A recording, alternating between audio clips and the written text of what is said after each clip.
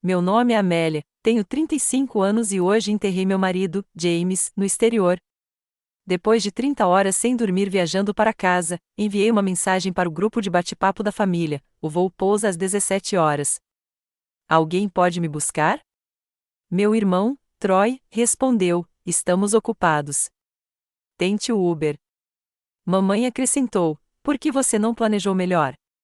Com os dedos trêmulos, digitei, sem problemas, enquanto desabava silenciosamente.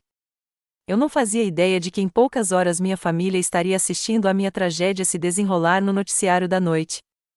Antes de continuar esta história, deixe-me saber de onde você está assistindo nos comentários abaixo.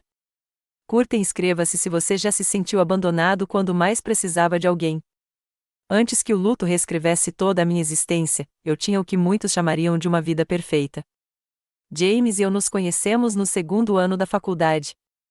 Ele derramou café no meu livro de economia, insistiu em me comprar um novo e, de alguma forma, conseguiu transformar esse desastre em um jantar romântico. Nos casamos depois da formatura e construímos uma vida linda juntos em Portland. Eu trabalhava como diretora de marketing enquanto James prosperava como engenheiro de software. Tínhamos uma casa aconchegante de 2 andares com um jardim ao qual eu me dedicava de corpo e alma a cada primavera. James sempre brincava que meus tomates poderiam ganhar prêmios da feira estadual se eu participasse. 10 anos de casamento passaram como um lindo sonho. Viajávamos sempre que possível, tínhamos noites de jogos com amigos às quintas-feiras e economizávamos arduamente para o nosso futuro.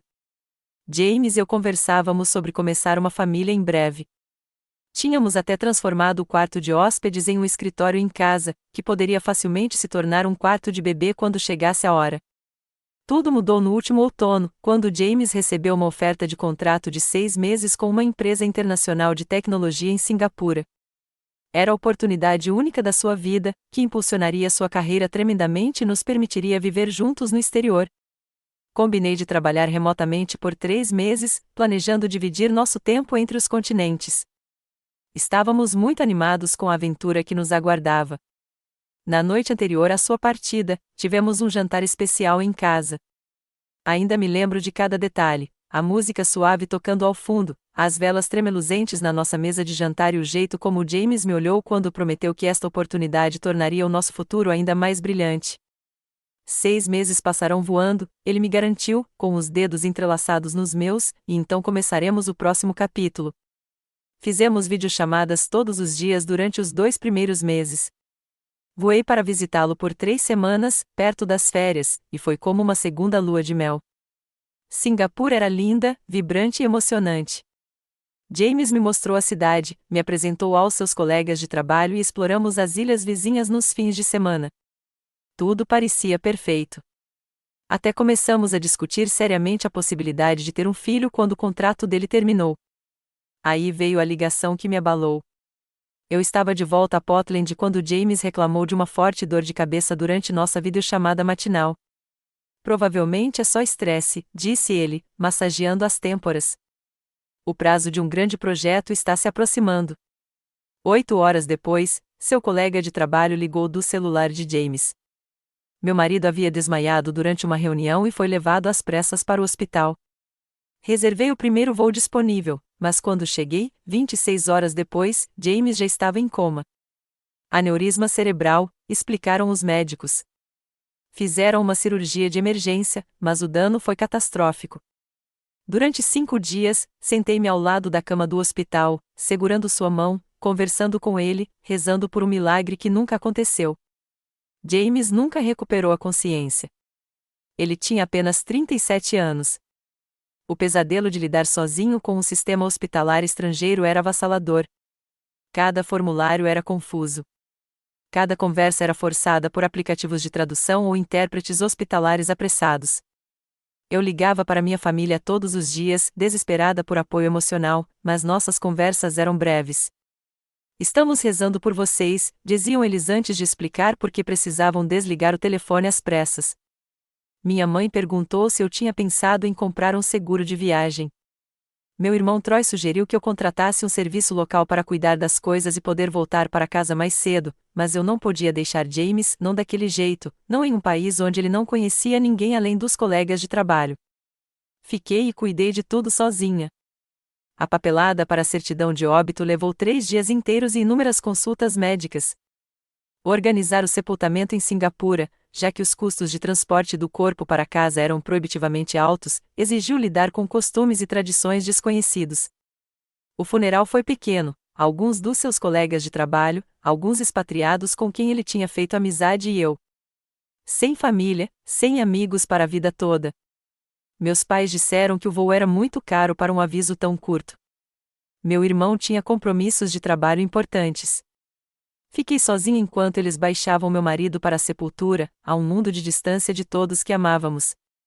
A pressão financeira era esmagadora.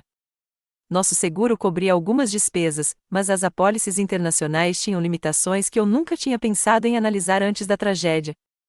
Esgotei nossas economias e estourei o limite dos cartões de crédito para pagar tudo. Durante todo esse tempo, continuei atualizando minha família, esperando que alguém oferecesse mais do que apenas breves condolências ou sugestões práticas. Olhando para trás, eu não deveria ter ficado surpreso com a resposta deles à minha mensagem de texto do aeroporto. Minha família sempre funcionou assim. Quando me formei no ensino médio como orador da turma, meus pais compareceram, mas saíram imediatamente após o meu discurso para levar meu irmão ao jogo de beisebol. Na minha formatura na faculdade, eles chegaram atrasados e foram embora mais cedo. Mesmo no meu casamento, minha mãe passou mais tempo reclamando do Troy por ter trazido a namorada errada do que comemorando meu casamento. Eu passei a vida inteira me acomodando às prioridades deles, inventando desculpas para o comportamento deles e dizendo a mim mesma que a família simplesmente tinha maneiras diferentes de demonstrar amor. Agora, de pé, diante do túmulo do meu marido, do outro lado do mundo, finalmente entendi que algumas pessoas simplesmente não têm a capacidade de colocar os outros em primeiro lugar, mesmo em momentos de extrema necessidade. Após o funeral, um novo pesadelo começou. A burocracia de Singapura exigiu várias cópias autenticadas de certidões de óbito, cada uma precisando ser autenticada em diferentes repartições públicas espalhadas pela cidade. Passei 3 dias me deslocando entre prédios no calor tropical, em filas intermináveis, tentando explicar minha situação com palavras sufocadas pela dor. Todas as noites, eu desabava em nosso apartamento alugado, cercada pelas roupas de James, que ainda cheiravam a ele. Na minha última manhã em Singapura, visitei o túmulo de James uma última vez. O cemitério estava tranquilo ao amanhecer, com os pássaros cantando nas árvores frondosas acima. Coloquei flores frescas ao lado de sua lápide simples e sentei-me na grama orvalhada, contando-lhe tudo o que estava levando para casa, seus livros favoritos, o relógio que eu lhe dera em nosso 5º aniversário, a coleção de conchas que havíamos reunido durante nossos passeios de fim de semana às praias próximas. Vou mantê-lo vivo em meu coração, sussurrei, pressionando a palma da mão contra o mármore frio. Todos os dias, pelo resto da minha vida. Minha viagem de volta durou mais de 30 horas. Primeiro, um atraso de 6 horas em Singapura devido a problemas mecânicos. Depois, uma conexão perdida em Tóquio, exigindo pernoite em um hotel do aeroporto. O trecho final incluiu turbulência tão forte que os comissários de bordo permaneceram sentados por 2 horas. Quando começamos a descer para Portland, eu já estava viajando há mais de um dia inteiro, mal havia comido e me alimentava apenas de tristeza e determinação. Durante aquelas horas intermináveis de viagem, minha mente voltava a memórias da infância, revivendo padrões que eu antes havia ignorado. Aos 8 anos, quebrei o braço ao cair da casa na árvore do quintal. Meus pais me levaram ao pronto-socorro, mas me deixaram com um vizinho para esperar enquanto levavam o Troy ao seu campeonato de futebol. Ele não pode perder isso, explicou minha mãe. O time inteiro conta com ele. Quando ganhei uma bolsa de estudos para a faculdade dos meus sonhos, a primeira pergunta do meu pai foi se isso custaria alguma coisa.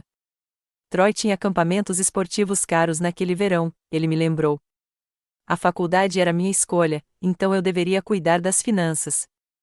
Eu tinha 2 empregos entre as aulas, enquanto Troy frequentava uma universidade fora do estado, totalmente financiada pelos nossos pais. No dia do meu casamento, minha mãe criticou meu vestido por ser pouco prático, e meu pai reclamou do custo do local modesto. Troy chegou com 1 hora de atraso para a cerimônia. James notou o comportamento deles, mas gentilmente me incentivou a focar na nossa felicidade. Não podemos mudá-los, disse ele. Mas podemos escolher o poder que eles têm sobre a nossa alegria. Durante os preparativos do funeral em Singapura, eu ligava para casa quase todos os dias. A maioria das ligações caía na caixa postal. Quando alguém atendia, as conversas eram breves e focadas em quando eu voltaria, em vez de em como eu estava lidando com a situação.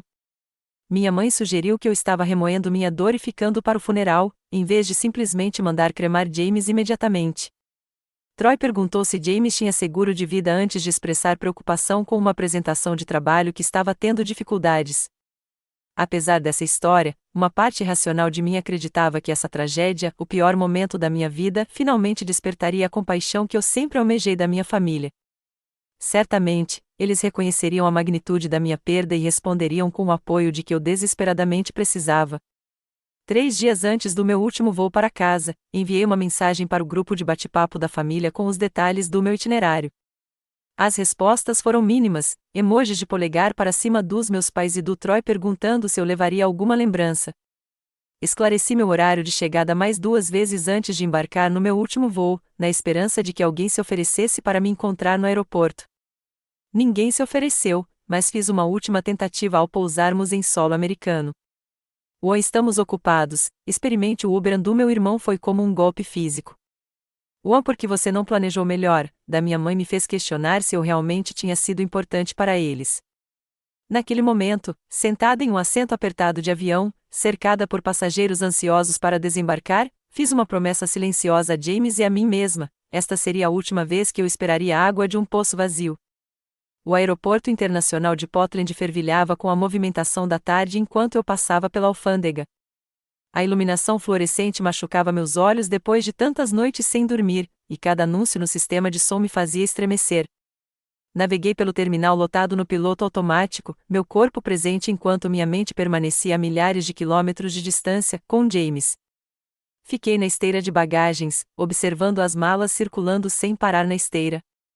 As minhas eram fáceis de identificar. Uma mala preta grande contendo minhas roupas e outras 2 cheias de pertences de James, as coisas que eu não suportaria deixar para trás.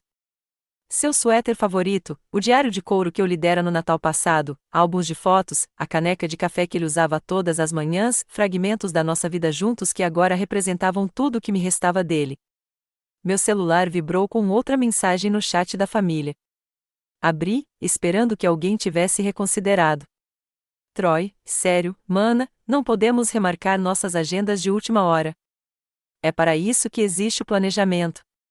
Mãe, seu pai e eu jantamos com os Andersons hoje à noite. Confirmamos presença há semanas. Pai, a previsão do tempo diz que vai chover mais tarde. Dirija com cuidado quando chegar em casa. Olhei para a tela, com uma sensação familiar de vazio se espalhando pelo meu peito. Nenhuma pergunta sobre como eu estava ou se havia chegado em segurança. Nenhum reconhecimento do que eu tinha acabado de passar. Digitei um simples, sem problemas, eu entendo. E embora eu não entendesse nada, como os planos para o jantar ou as obrigações sociais poderiam superar a necessidade de sustentar sua filha que acabará de enterrar o marido sozinha? O peso das malas me fez cambalear enquanto as colocava em um carrinho. Os pertences de James de repente me pareceram impossivelmente pesados, tanto física quanto emocionalmente. Enquanto eu lutava para chegar à saída, uma das rodas do carrinho travou, fazendo a mala de cima cair no chão. Ela se abriu, espalhando as roupas de James pelo chão encerado do aeroporto. Caí de joelhos, recolhendo freneticamente seus pertences enquanto as lágrimas turvavam minha visão: um suéter azul, seus tênis de corrida favoritos, a gravata que ele usava em jantares chiques. Cada item que eu tocava desencadeava novas ondas de tristeza. Deixe-me ajudá-la, senhora. Uma funcionária do aeroporto ajoelhou-se ao meu lado, recolhendo cuidadosamente os itens espalhados. Seu crachá dizia Glória. Ela tinha olhos gentis que se enrugavam nos cantos. A senhora está bem? A simples pergunta quebrou algo dentro de mim. Quando foi a última vez que alguém perguntou se eu estava bem, não quando eu me recuperaria ou quais medidas práticas eu precisava tomar, mas simplesmente se eu estava bem? Meu marido morreu, sussurrei. Acabei de enterrá-lo em Singapura. A expressão de Glória se suavizou com genuína compaixão. Ela me ajudou a refazer a mala em silêncio e me acompanhou pessoalmente até o ponto de encontro do serviço de transporte compartilhado. Alguém vem te buscar? Perguntou ela. Balancei a cabeça. Minha família está ocupada. Sua carranca dizia muito, mas ela não fez nenhum comentário. Em vez disso, esperou comigo até o serviço de transporte chegar, ajudou a carregar minha bagagem e apertou minha mão antes de eu entrar. Cuide-se, disse ela. Era mais reconfortante do que minha própria família havia oferecido. O serviço de transporte compartilhado custou $78 devido aos preços cobrados no horário de pico. O motorista, um homem mais velho chamado Paul, manteve uma conversa educada enquanto navegávamos pelo trânsito intenso. Quando ele perguntou sobre minha viagem, dei respostas vagas, com medo de me despedaçar completamente se dissesse a verdade em voz alta. Ele pareceu perceber minha angústia e, em vez disso, ligou uma música suave, ocasionalmente apontando as mudanças na cidade que haviam ocorrido nos últimos meses. Depois de quase uma hora, entramos na minha garagem. A casa estava exatamente como eu a deixara, mas completamente diferente. James nunca mais abriria aquela porta da frente, nunca mais entraria naquela garagem, nunca mais reclamaria do bordo que deixava cair sementes que entupiam as calhas.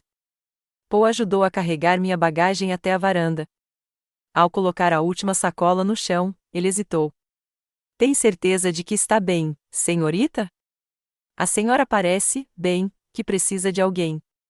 Garanti que estava bem, dei uma gorjeta generosa e observei suas lanternas traseiras desaparecerem na rua antes de me atrapalhar com as chaves da minha casa. A porta se abriu, revelando um interior frio e escuro. Eu havia pedido à minha mãe para ajustar o termostato um dia antes da minha chegada. Ela aparentemente havia esquecido. Lá dentro, o ar viciado me recebeu. A correspondência transbordava da cesta perto da porta, outra tarefa que minha família havia prometido realizar, mas claramente ignorou. A geladeira continha apenas condimentos vencidos e um recipiente mofado com algo não identificado. Meu irmão havia me garantido que estocaria as necessidades básicas antes da minha volta. Exausta demais para lidar com qualquer coisa, arrastei-me escada acima até o nosso quarto. Eu não suportava dormir na nossa cama. Então, me enrolei na poltrona perto da janela, ainda de casaco, porque a casa estava muito fria. Cercada por fotografias de tempos mais felizes, finalmente me permiti desabar completamente. Acordei horas depois, desorientada e tremendo. A casa estava silenciosa como nunca estivera quando James estava vivo, nenhum passo no corredor, nenhuma cafeteira borbulhando lá embaixo, nenhum zumbido desafinado do chuveiro, apenas o vazio e o rangido ocasional de madeira se acomodando. A porta do armário de James estava parcialmente aberta, revelando as roupas que ele havia deixado para trás. Minha família havia prometido organizar seus pertences para facilitar meu retorno. Lá dentro, encontrei tudo intocado, seus sapatos alinhados exatamente como ele os havia deixado, sua camisa de flanela favorita ainda pendurada no gancho onde ele a havia deixado na manhã em que partiu para Singapura. Cada item exatamente onde estava há 6 meses, preservado como um museu da vida que um dia tivemos.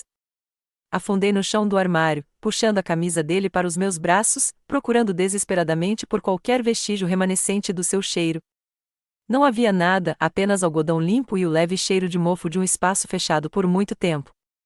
Eu havia carregado pedaços dele através do oceano apenas para descobrir que os pedaços que eu havia deixado para trás não se pareciam mais com ele.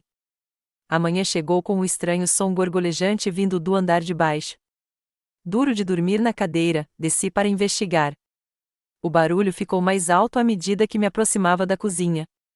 E quando liguei a luz, fiquei horrorizada. A água jorrava de uma grande rachadura no teto, escorrendo pelas paredes e acumulando-se no piso de ladrilho.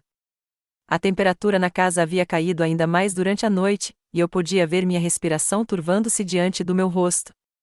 Joguei 7 centímetros de água gelada para chegar ao armário de utilidades onde ficava a válvula principal de fechamento de água. A roda de metal estava tão fria que queimou meus dedos enquanto eu lutava para girá-la.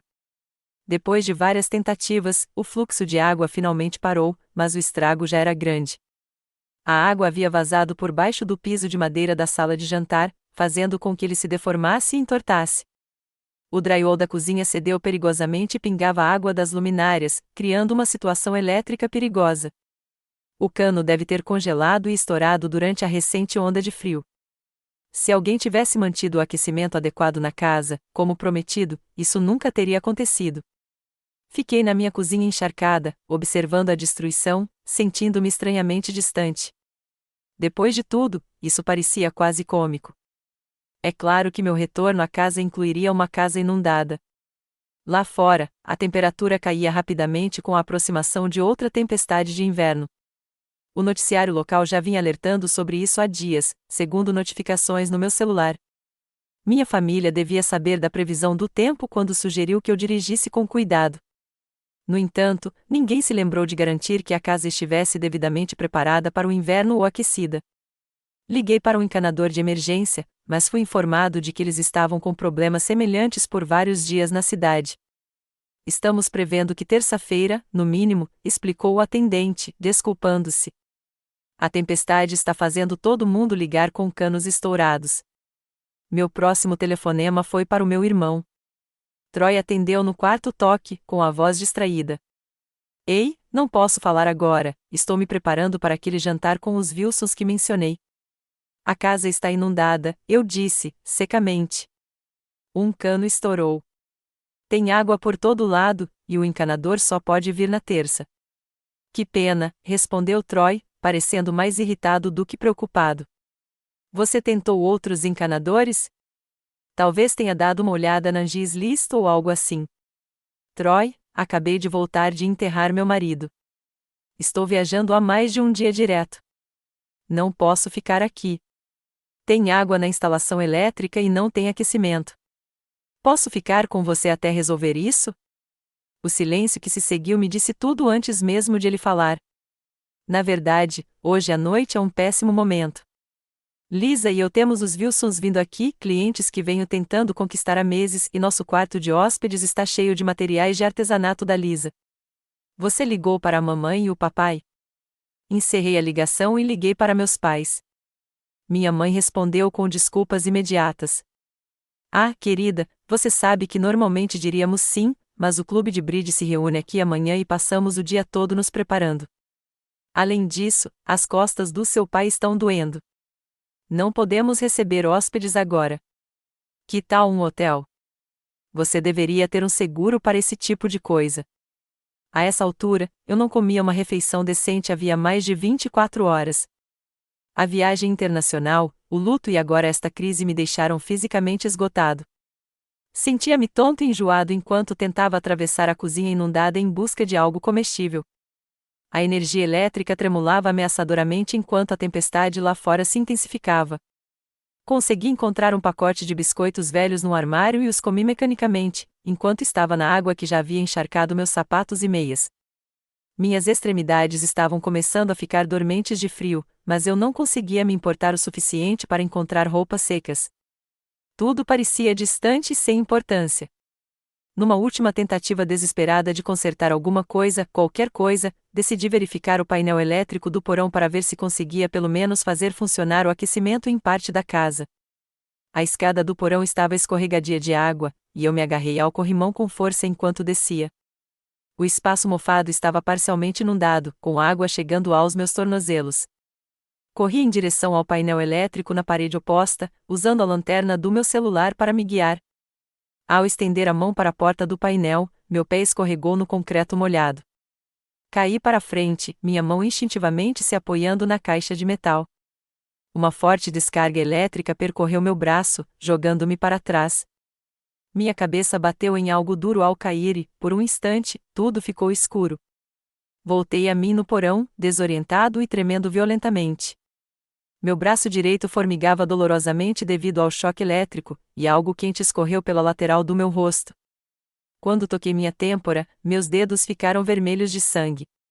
A queda havia deixado um corte logo acima da minha sobrancelha. Lutando para me levantar, senti uma onda de tontura me invadir. O porão pareceu se inclinar e girar ao meu redor enquanto eu cambaleava em direção à escada. Cada degrau exigia imensa concentração. Na metade do caminho, tive que parar e sentar, com a visão turva nas bordas. Quando cheguei ao andar principal novamente, eu estava quase inconsciente. Desabei no sofá da sala, incapaz de prosseguir. A casa estava ainda mais fria, e eu não conseguia mais sentir os dedos das mãos ou dos pés. Uma parte distante da minha mente reconheceu os sintomas da hipotermia se instalando, mas eu não conseguia reunir energia para me importar. Enquanto eu oscilava entre a consciência e a inconsciência, um bip agudo penetrava a névoa do meu cérebro. O detector de monóxido de carbono estava disparando. Havia algo errado com o sistema de aquecimento, talvez danificado pela água ou com defeito devido à tempestade. O gás tóxico enchia a casa enquanto eu permanecia incapacitado, sem conseguir pedir ajuda. Meu celular estava na mesa de centro a poucos centímetros da minha mão, mas parecia estar a quilômetros de distância. Meus membros se recusavam a cooperar, e a escuridão se insinuava nas bordas da minha visão. No que eu acreditava serem meus últimos momentos de consciência, uma estranha calma se apoderou de mim. Se fosse assim que terminasse, pelo menos eu estaria com James novamente.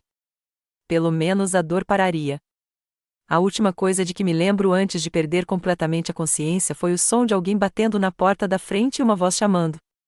Depois, nada além de escuridão. Mais tarde, descobri que Diane Foster, minha vizinha do outro lado da rua, notou água saindo por baixo da minha porta da frente e descendo os degraus da varanda. Preocupada, ela tentou ligar primeiro e depois veio investigar. Como ninguém atendeu às suas batidas, mas ela ouviu o alarme de monóxido de carbono soando lá dentro, ligou imediatamente para os serviços de emergência. Os bombeiros arrombaram a porta e me encontraram inconsciente no sofá, a casa perigosamente fria e parcialmente inundada, com níveis de monóxido de carbono bem acima do limite de segurança. Segundo os paramédicos que me transportaram para o Hospital Geral de Portland, eu sofria de hipotermia moderada, intoxicação por monóxido de carbono, concussão e os efeitos de um choque elétrico. Mais algumas horas e o resultado seria muito diferente, teria dito um deles ao médico do pronto-socorro. No hospital, a equipe médica agiu rapidamente para aumentar minha temperatura corporal e administrar oxigênio para neutralizar o monóxido de carbono no meu organismo. Eles limparam e costuraram um corte na minha têmpora, monitoraram meu coração em busca de arritmias causadas pelo choque elétrico e realizaram exames neurológicos para avaliar a gravidade da minha concussão. Quando encontraram meu passaporte com os carimbos recentes de Singapura e notaram minha aliança, uma enfermeira compassiva chamada Sarah gentilmente perguntou sobre minha situação. Em meu estado semiconsciente, aparentemente contei tudo a ela: a morte de James, o funeral no exterior, a reação da minha família ao meu pedido de carona e o retorno a uma casa fria e abandonada. Sarah documentou tudo no meu prontuário médico, preocupada com a minha falta de apoio após a alta. O que nenhum de nós sabia era que um repórter local chamado Michael Shen estava no hospital cobrindo os ferimentos causados pela tempestade para o noticiário da noite. Ele ouviu um paramédico discutindo meu caso na sala de descanso, a bizarra confluência de tragédias que levou uma mulher recém-viúva a ser encontrada à beira da morte em sua própria casa. O ângulo de interesse humano era convincente demais para ser ignorado. Michael entrevistou Diane, que contou ter me visto chegar em casa de carona na tarde anterior.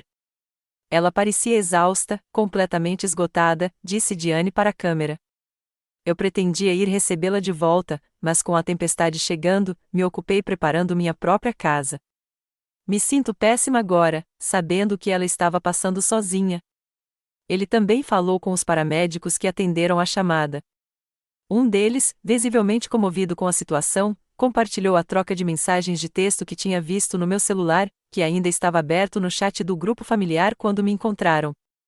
Aqui está uma mulher que acabou de perder o marido pedindo uma carona simples da família para o aeroporto, e eles basicamente disseram para ela pegar um Uber. Então, ela volta para casa e encontra uma casa que ninguém verificou. É de partir o coração. À noite, a história já havia chegado ao noticiário local. Mulher local retorna do funeral do marido no exterior para quase uma tragédia. A reportagem detalhava como eu havia enterrado meu marido em Singapura, viajado mais de 30 horas para voltar para casa, tido o apoio básico negado por familiares e, então, quase morri devido a uma emergência doméstica evitável. As redes sociais rapidamente ampliaram a história.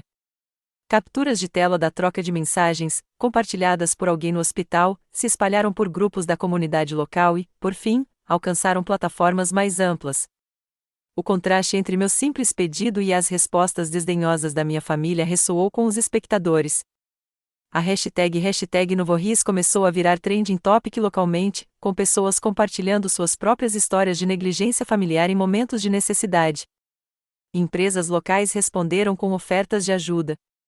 Uma empresa de encanamento se ofereceu para consertar meus canos sem custo algum. Um serviço de restauração se ofereceu para cuidar dos danos causados pela água. Uma rede de hotéis ofereceu uma estadia gratuita de 2 semanas enquanto os reparos eram concluídos. A mobilização da comunidade foi impressionante e inesperada. Naquela noite, quando o noticiário das 22 horas exibiu a história com imagens de veículos de emergência em frente à minha casa, minha família viu a conversa particular deles transmitida para todos. De acordo com a enfermeira da noite que estava no meu quarto de hospital quando eles chegaram, meu irmão Troy entrou primeiro, com um rosto pálido. Acabamos de ver o noticiário, gaguejou. Estão fazendo parecer que abandonamos vocês. Minha mãe me seguiu, já na defensiva. Isso é uma completa deturpação, disse ela à enfermeira, antes mesmo de me reconhecer. Não tínhamos ideia de que a casa estava em tal estado. Amélia sabe que teríamos ajudado se tivéssemos entendido a situação. Meu pai ficou em silêncio perto da porta, com uma expressão indecifrável. Só quando a enfermeira saiu, ele se aproximou da minha cama e perguntou baixinho: "Você vai ficar bem?" Foi a primeira pergunta sincera que qualquer um deles fez desde a morte de James. Minutos depois da chegada deles, meu telefone começou a tocar incessantemente com ligações de parentes e amigos que tinham visto a notícia. Minha tia Susan ligou diretamente para minha mãe, exigindo saber por que ninguém tinha ido ao aeroporto. O chefe do meu pai enviou uma mensagem de texto para expressar preocupação e oferecer ajuda. A imagem de apoio amoroso, cuidadosamente mantida pela família, estava se desintegrando sob o escrutínio público.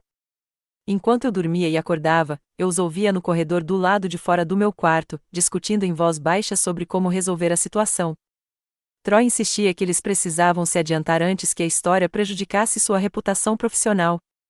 Minha mãe se preocupava com o que seu clube de bridge pensaria. Meu pai sugeriu que eles simplesmente me transferissem para a casa deles quando eu tivesse alta, para mostrar a todos que se importavam. Em nenhum momento das conversas deles ouvi remorso genuíno ou preocupação com o meu bem-estar. Era tudo uma questão de aparência, controle de danos e o próprio desconforto deles. Mesmo naquele momento de crise, eles não conseguiam enxergar além de si mesmos. Quando a assistente social do hospital chegou para discutir meu plano de alta, ela trouxe a notícia de que o apoio da comunidade continuava crescendo. Um grupo local de apoio ao luto entrou em contato, oferecendo serviços de aconselhamento. Um serviço de entrega de refeições doou 2 semanas de alimentos preparados. Vários vizinhos se ofereceram para ajudar nas tarefas domésticas durante minha recuperação. Você tem opções, garantiu-me a assistente social. Você não precisa ir com a sua família se não for isso que você quer. Foi a primeira vez que alguém reconheceu que eu tinha uma escolha, que eu não era obrigada a aceitar ajuda envolta em obrigação e interesse próprio simplesmente porque vinha de parentes consanguíneos. A casa estava ainda mais fria, e eu não conseguia mais sentir os dedos das mãos ou dos pés. Uma parte distante da minha mente reconheceu os sintomas da hipotermia se instalando, mas eu não conseguia reunir energia para me importar. Enquanto eu oscilava entre a consciência e a inconsciência, um bip agudo penetrava a névoa do meu cérebro. O detector de monóxido de carbono estava disparando.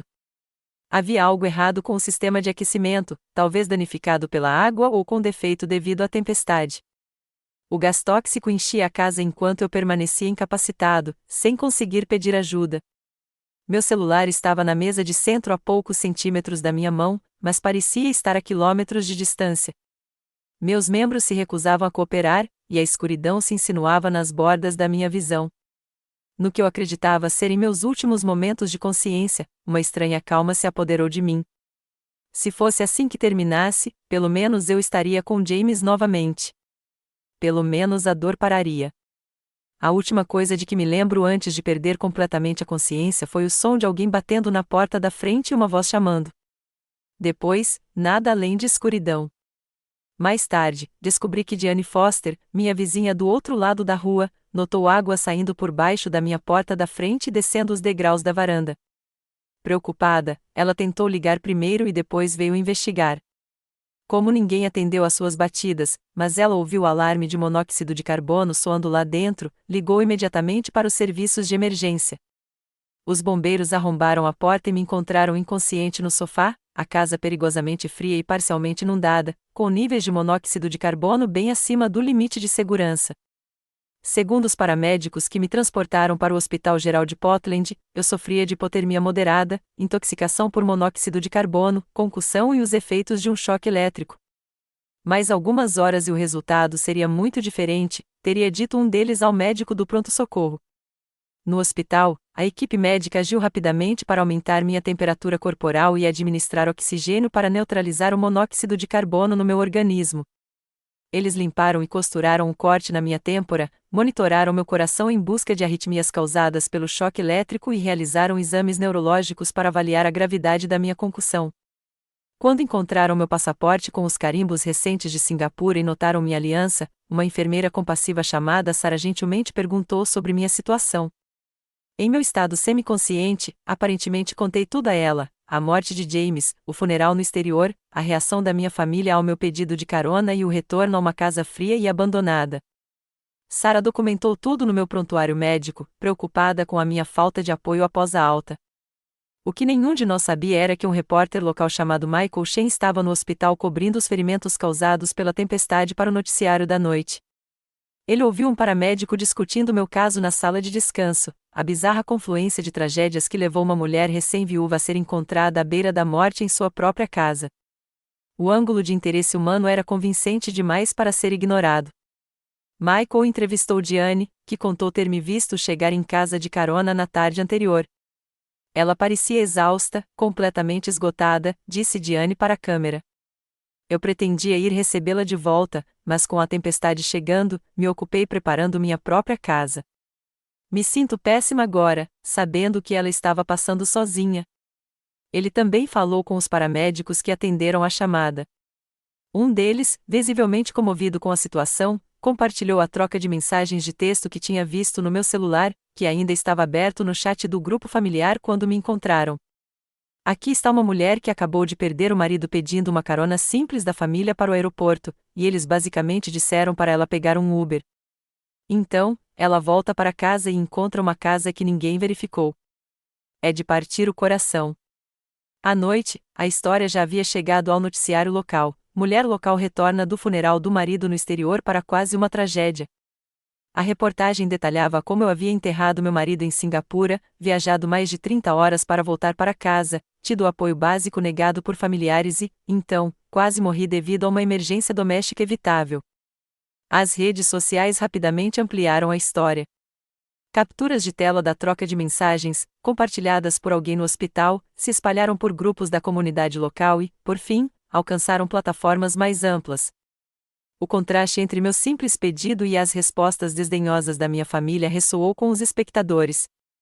A hashtag Novorris começou a virar trending topic localmente, com pessoas compartilhando suas próprias histórias de negligência familiar em momentos de necessidade. Empresas locais responderam com ofertas de ajuda.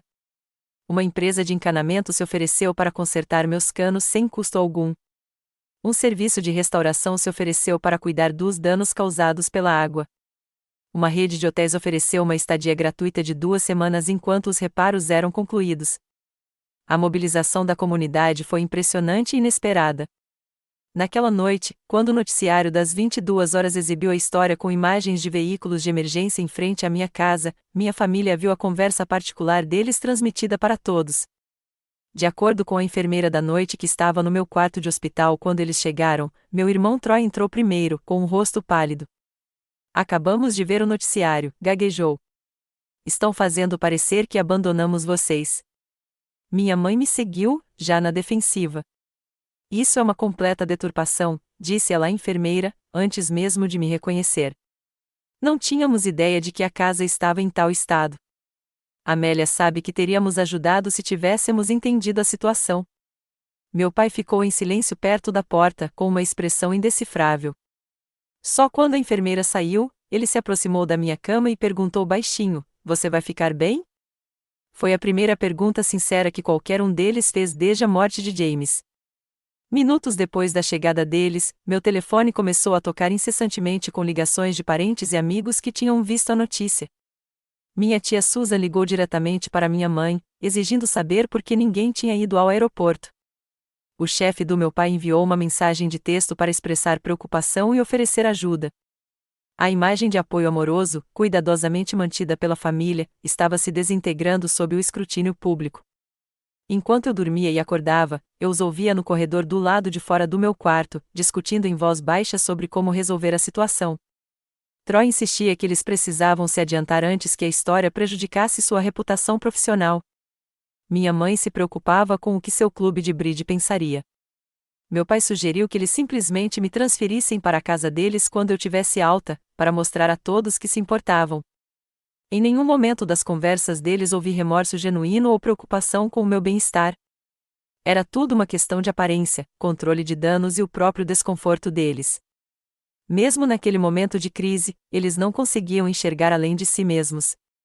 Quando a assistente social do hospital chegou para discutir meu plano de alta, ela trouxe a notícia de que o apoio da comunidade continuava crescendo. Um grupo local de apoio ao luto entrou em contato, oferecendo serviços de aconselhamento. Um serviço de entrega de refeições doou 2 semanas de alimentos preparados. Vários vizinhos se ofereceram para ajudar nas tarefas domésticas durante minha recuperação.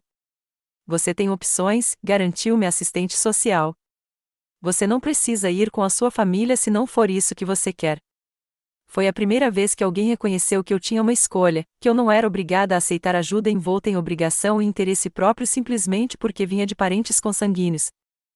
Enquanto minha família me aguardava ansiosamente, aguardando a implementação do plano de controle de danos, fechei os olhos e pensei em James. Ele sempre me incentivou a me defender perante minha família. Seu valor não é determinado pela capacidade deles de enxergar, ele dizia. Agora, deitado numa cama de hospital, depois de quase morrer sozinho em casa, finalmente entendi o que ele queria dizer. Pela manhã, meu estado de saúde havia se estabilizado o suficiente para períodos mais longos de consciência. O quarto do hospital parecia lotado com a presença da minha família. Eles se revezaram durante a noite, garantindo que alguém estivesse sempre visível ao meu lado, principalmente quando a equipe do hospital entrava no quarto. O desempenho foi impecável, mas completamente vazio. Troy ficou olhando o celular, ocasionalmente olhando para cima para perguntar se eu precisava de alguma coisa, e depois retornando ao que parecia ser um controle de danos nas redes sociais. Minha mãe arrumava e reorganizava os poucos itens na minha mesa de cabeceira, preenchendo o silêncio com comentários sobre como toda aquela situação tinha sido completamente desproporcional. Meu pai ficava parado perto da janela, suspirando de vez em quando e olhando o relógio. Quando a doutora Reynolds entrou para discutir minha condição e o plano de alta, minha mãe imediatamente se transformou, sua voz suavizando ao tocar meu braço. Estamos muito gratos por ela estar bem. Vamos levá-la para casa conosco. É claro que nossa família se mantém unida nos momentos difíceis. O médico assentiu profissionalmente enquanto revisava meu prontuário. A senhora Henderson passou por um trauma significativo, tanto físico quanto emocional. Sua recuperação exigirá repouso, alimentação adequada, ambiente acolhedor e o mínimo de estresse. Ele olhou diretamente para mim, não para minha mãe, enquanto falava. Que sistema de apoio você tem, Amélia? Antes que eu pudesse responder, Troy interrompeu, ela nos tem. Somos a família dela. Houve apenas um mal-entendido sobre o horário de chegada dela ontem, que a mídia distorceu completamente. O Dr. Reynolds manteve sua postura profissional. Entendo. E haverá alguém disponível para ficar com ela continuamente pelas próximas 48 horas? A concussão requer monitoramento, e ela não deve ser deixada sozinha. Claro, respondeu minha mãe suavemente. Já preparamos o quarto de hóspedes. Posso reorganizar minha agenda para estar em casa. Uma enfermeira chamada Jéssica entrou com meus medicamentos e uma bandeja de café da manhã. Ela estava cuidando de mim desde cedo e tinha testemunhado a mudança de desempenho da minha família sempre que a equipe médica entrava. Enquanto verificava meus sinais vitais, ela perguntou baixinho: Você se sente confortável com este plano, Amélia? Porque existem alternativas, se precisar. Minha mãe se enrijeceu. Alternativas?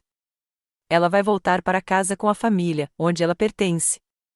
Jéssica me encarou com firmeza, ignorando a interjeição da minha mãe. A escolha é sua, disse ela simplesmente. Naquele momento, algo mudou dentro de mim. A escolha era minha, não o que faria minha família parecer bem, não o que preservaria sua posição social, mas o que eu realmente precisava. Respirei fundo. Gostaria de ouvir sobre as alternativas, disse eu, com a voz mais forte do que estivera nas últimas semanas. A sala ficou em silêncio. Troy parou de digitar no meio do texto. A boca da minha mãe abriu e fechou sem emitir som. Meu pai se virou da janela com a testa franzida. Amélia, minha mãe finalmente conseguiu dizer, você não pode estar falando sério. Depois de tudo que fizemos. O que exatamente você fez? A pergunta me escapou antes que eu pudesse reconsiderar. Mas, uma vez feita, não consegui voltar atrás. Nem queria. Quando James estava morrendo, você estava ocupado demais para vir. Quando o enterrei sozinha, você disse que as passagens aéreas eram muito caras. Quando precisei de uma carona do aeroporto depois de 30 horas de viagem, você sugeriu Uber. Quando liguei para falar sobre o cano estourado, você priorizou o clube de bridge e jantares de negócios. Então, por favor, me diga o que você fez que lhe dá o direito de controlar minha recuperação agora que as pessoas estão assistindo. Troy se levantou abruptamente. Isso é completamente injusto. Não sabíamos a gravidade. Vocês não perguntaram, interrompi. Nenhuma vez nenhum de vocês perguntou como eu estava realmente. Nenhuma vez ofereceram ajuda genuína sem desculpas. Não precisavam me ver no noticiário para saber que eu estava de luto e sozinho. Vocês escolheram não ver. O rosto da minha mãe ficou vermelho de indignação. Sempre te apoiamos, Amélia. Talvez não exatamente como você queria, mas as famílias não podem largar tudo em todas as crises. Suas expectativas são simplesmente irrealistas. Precisar de uma carona do aeroporto depois de enterrar meu marido é uma expectativa irrealista? Perguntei baixinho. Esperar que alguém tivesse verificado se o aquecimento estava funcionando na minha casa durante o inverno era pedir demais? Somos pessoas ocupadas, insistiu Troy. Não se pode esperar que nos lembremos de cada pequeno detalhe. Cada pequeno detalhe, repeti, deixando as palavras pairarem no ar. Como a possibilidade de sua irmã recém-viúva morrer congelada em sua própria casa. Meu pai finalmente falou, com a voz contida. Amélia, entendemos que você esteja chateada. A tristeza pode fazer as pessoas dizerem coisas que não querem dizer. Quando você pensa com mais clareza. Estou pensando com mais clareza do que há anos, interrompi. Pela primeira vez, vejo a dinâmica da nossa família sem dar desculpas. Vejo que passei a vida inteira aceitando migalhas de atenção e me convencendo de que era um banquete. Jéssica permaneceu no quarto, arrumando meus remédios em silêncio. Sua presença, de alguma forma, me deu forças para continuar. Eu não odeio vocês, eu disse, olhando para cada um deles. Eu nem os culpo por serem quem são. Mas não vou mais fingir que vocês podem me dar o que preciso agora, ou que me dariam, mesmo que pudessem. Então, o que você está dizendo? Perguntou minha mãe. Você prefere ficar com estranhos do que com a sua própria família? Estou dizendo que escolho priorizar minha cura em vez de manter a imagem da nossa família. Escolho me cercar de apoio genuíno em vez de obrigação disfarçada de cuidado. A assistente social, senhorita Patel, entrou com uma pasta de informações. Minha família ficou em silêncio, ciente de como uma discussão contínua poderia parecer. A senhorita Patel explicou os recursos comunitários que haviam sido providenciados, uma estadia de 2 semanas no Riverview Hotel enquanto minha casa era reformada, serviços de entrega de refeições, transporte para consultas médicas e conexão com um grupo de apoio ao luto que se reunia 2 vezes por semana. Vários vizinhos também se ofereceram para visitá-los regularmente, acrescentou. E a empresa de restauração que está trabalhando na sua casa se ofereceu para instalar um sistema de segurança com monitoramento remoto para evitar emergências futuras. O contraste entre essa demonstração de apoio de estranhos e o apoio relutante e preocupado com a imagem da minha família não poderia ter sido mais gritante. Enquanto minha família observava em silêncio, atônita, aceitei os arranjos apresentados pela senhorita Patel. Isso é ridículo, Troy finalmente gaguejou. Vocês estão escolhendo pessoas aleatórias em vez do seu próprio sangue. Olhei para meu irmão, olhei de verdade para ele, talvez pela primeira vez. Estou escolhendo a gentileza em vez da obrigação. Estou escolhendo me valorizar o suficiente para aceitar ajuda que vem sem condições ou ressentimento. Minha mãe pegou a bolsa, os movimentos rígidos de indignação. Quando você se recuperar, estaremos esperando. Mas não espere que larguemos tudo de novo quando decidir que precisa de nós. É exatamente isso que eu quero dizer, respondi suavemente. Eu nunca poderia esperar isso, e agora não esperarei mais. Enquanto saíam da sala, meu pai parou brevemente na porta. Por um instante, pensei que ele fosse dizer algo significativo, algo que reconhecesse a verdade do que havia acontecido. Em vez disso, ele apenas assentiu uma vez antes de seguir minha mãe e meu irmão. Jéssica se aproximou da minha cabeceira depois que eles saíram. Isso exigiu uma coragem incrível, disse ela, ajeitando meus travesseiros. Estabelecer limites com a família é uma das coisas mais difíceis de fazer, especialmente quando você está vulnerável. Não parece coragem, admiti. Parece desistência. Você não está desistindo, ela corrigiu gentilmente. Você está se dando permissão para se curar sem carregar a bagagem emocional deles também. Há uma grande diferença. Naquela tarde, representantes dos diversos serviços comunitários vieram coordenar meu plano de alta. O gerente do hotel me garantiu que tudo estava preparado para minha chegada. A empresa de restauração me mostrou fotos do trabalho inicial que haviam feito para evitar maiores danos à minha casa. O coordenador do serviço de refeições discutiu preferências alimentares e cronogramas de entrega. Cada interação reforçava o que Jéssica havia dito: não se tratava de rejeitar a família, tratava-se de aceitar apoio genuíno sem ter que conquistá-lo ou se desculpar por precisar dele. Tratava-se de reconhecer que, às vezes, a família em que nascemos não pode nos dar o que precisamos, e isso não é uma falha da nossa parte. Ao anoitecer, eu estava acomodado em uma suíte confortável no Riverview Hotel, com vista para o rio que deu nome à cidade. O quarto estava quentinho, a cama macia e a geladeira estava abastecida com alimentos simples e nutritivos. Sobre a mesa, havia um vaso de planta com um cartão assinado pela equipe do hospital que cuidou de mim. Pela primeira vez desde a morte de James, senti algo além de tristeza e abandono. Não era felicidade, que ainda parecia impossivelmente distante, mas talvez fosse a primeira e frágil semente de paz. Eu havia me mantido firme na minha verdade, orado minhas necessidades e descoberto que havia bondade no mundo além dos estreitos limites da obrigação familiar. Enquanto observava o pôr do sol sobre o rio, sussurrei para James como se ele pudesse me ouvir: acho que você ficaria orgulhoso de mim hoje. Finalmente fiz o que você sempre disse que eu deveria fazer. Quase pude ouvir sua resposta: sempre tive orgulho de você. Era você mesmo que precisava se orgulhar. 3 meses se passaram em um borrão de cura lenta e constante. Minha recuperação física progrediu mais rápido do que o esperado. Os sintomas da concussão desapareceram após várias semanas de repouso. A queimadura elétrica na minha mão deixou apenas uma leve marca que o médico me garantiu que desapareceria completamente. O corte na minha têmpora se transformou em uma fina linha prateada, parcialmente escondida pela linha do meu cabelo. A cura emocional se mostrou mais desafiadora, mas igualmente possível. Com a ajuda do grupo de apoio ao luto, que se reunia em um aconchegante centro comunitário todas as terças e quintas-feiras, comecei a processar não apenas a perda de James, mas também os sentimentos complexos que cercam meus relacionamentos familiares. A facilitadora do grupo, Eleanor, tinha um jeito gentil de fazer perguntas que me ajudou a enxergar padrões sem julgamentos. O luto tem um jeito de esclarecer o que realmente importa, Eleanor costumava dizer. Ele desfaz o fingimento e nos força a confrontar a verdade, tanto a bela quanto a dolorosa.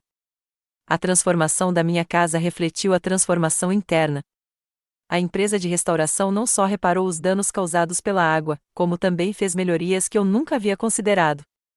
Instalaram um termostato inteligente que eu podia monitorar remotamente, substituíram o aquecedor de água antigo por um modelo com baixo consumo de energia e reforçaram o sistema de encanamento contra congelamentos futuros.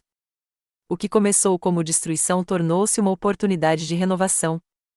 Ao longo desse processo, vizinhos que eu mal conhecia se tornaram presença constante na minha vida. Diane, do outro lado da rua, trazia sopa caseira todos os domingos. Robert e Thomas, que moravam 2 casas abaixo, ajudaram a reinstalar meus canteiros quando o trabalho no quintal terminou. Maria, uma professora aposentada que morava no fim do quarteirão, simplesmente sentava-se comigo nos dias difíceis, quando as palavras eram desnecessárias, mas a presença era essencial. Minha família manteve uma distância cuidadosa. Chegavam mensagens de texto ocasionais, superficialmente agradáveis, mas sem qualquer menção ao nosso desentendimento no quarto do hospital. Minha mãe enviou um cartão genérico de pensando em você assinado pelos 3. Troy ligou uma vez, aparentemente para saber como eu estava, mas na verdade para mencionar que seus clientes tinham visto a notícia e que ele queria esclarecer quaisquer mal-entendidos. Meu pai enviou um e-mail com links para informações sobre seguro residencial, sua única garantia de que algo significativo havia acontecido. Respondi educadamente, mas brevemente, a cada contato, sem esperar mais uma conexão ou compreensão mais profunda. O limite que eu havia estabelecido no hospital permaneceu firme, não como um castigo, mas como proteção para o meu coração em recuperação. Eu não podia me dar ao luxo de esgotar meus limitados recursos emocionais em relacionamentos que constantemente me tiravam mais do que me davam. 6 meses após a morte de James, criei a Bolsa de Estudos Memorial James Henderson para Educação Internacional em nossa universidade. Usando os fundos do seguro de vida que finalmente haviam sido processados, criei um fundo patrimonial que ajudaria estudantes a estudar no exterior com sistemas de apoio emergencial em vigor. A bolsa cobria especificamente viagens de emergência para familiares e fundos de contingência para situações inesperadas, exatamente o que me faltava quando a crise atingiu o outro lado do mundo. Trabalhar nos detalhes da bolsa me deu propósito durante os momentos mais sombrios do luto.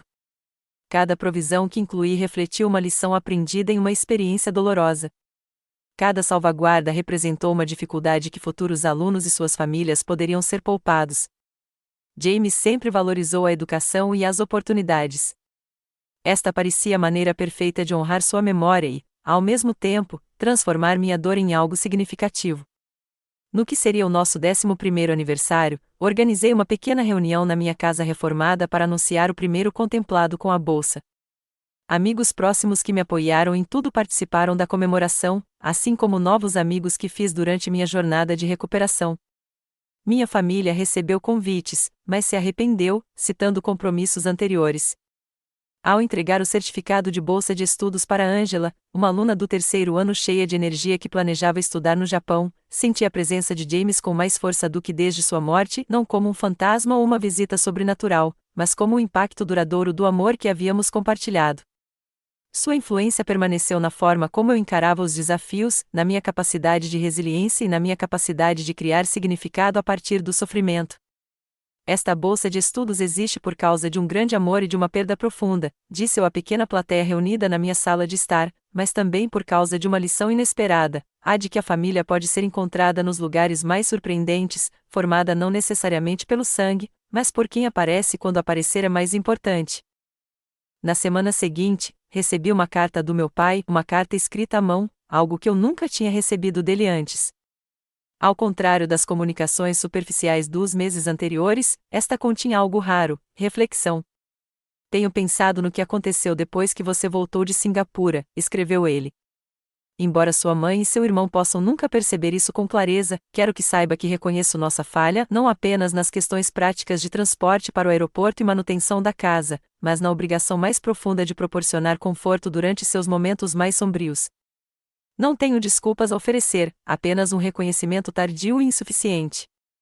O homem com quem você se casou ficaria orgulhoso da mulher que você se tornou na ausência dele. Talvez um dia, se você estiver disposta, possamos encontrar um caminho a seguir não como éramos, mas como poderíamos ser. Não respondi imediatamente. A carta exigia contemplação, não reação. Conversei sobre isso com minha terapeuta, que vinha me ajudando a lidar com o luto e a dinâmica familiar há vários meses. O que você espera de um relacionamento com seu pai? Ela perguntou. Não o que você acha que deveria querer ou o que poderia fazê-lo se sentir melhor, mas o que realmente serviria ao seu bem-estar. A pergunta ficou comigo por dias. Por fim, respondi com limites e expectativas claramente definidos. Expressei minha disposição para almoços ocasionais, só nós dois, com o entendimento de que esses encontros seriam exploratórios, não obrigatórios. Eu não voltaria a reuniões familiares ou comemorações de feriados num futuro próximo. Qualquer relacionamento daqui para frente seria baseado em respeito mútuo e conexão genuína, não em desempenho ou obrigação. Para minha surpresa, ele concordou com esses termos sem discutir. Nosso primeiro almoço foi constrangedor, mas civilizado. O segundo, um pouco menos. No terceiro, havíamos encontrado um ritmo cuidadoso de conversa que reconhecia nossa história sem sermos definidos por ela. Não era o vínculo estreito entre pai e filha que alguns poderiam invejar, mas era autêntico de uma forma que nosso relacionamento anterior nunca havia sido.